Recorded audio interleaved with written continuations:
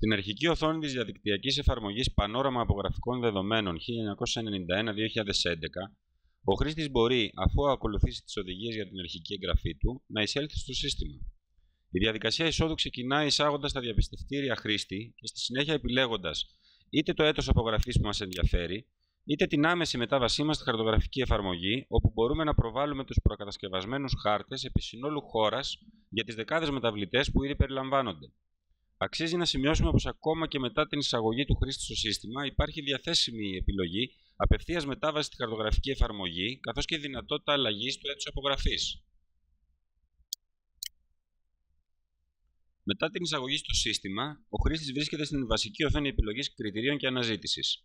Στο πάνω μέρος της οθόνης παρατηρούμε τα στοιχεία εισόδου του χρήστη στο σύστημα και το κουμπί εξόδου, τα κουμπιά επιλογής του έτους απογραφής, με πορτοκαλί το επιλεγμένο έτος 2011, και το κουμπί μετάβαση στη χαρτογραφική εφαρμογή με τους προκατασκευασμένους χάρτες.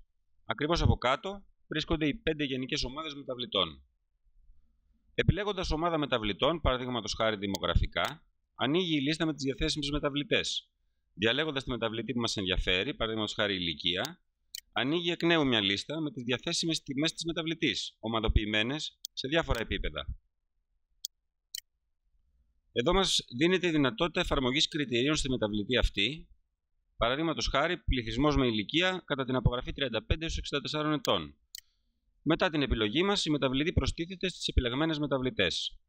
Στο κάτω μέρος της οθόνης μπορούμε να επιλέξουμε αν θα αναζητήσουμε αριθμό ατόμων ή νοικοκυριών, καθώς και αν θα χρησιμοποιήσουμε όλες τις μεταβλητές που διαλέξαμε ως κριτήρια ή μόνο αυτές που αφορούν άτομα ή νοικοκυριά. Πραγματοποιούμε την αναζήτησή μας πατώντας το κουμπί Αναζήτηση 2011. Στην επόμενη οθόνη προβάλλεται μια πρώτη πληροφορία σχετικά με τα αποτελέσματα της αναζήτησής μας.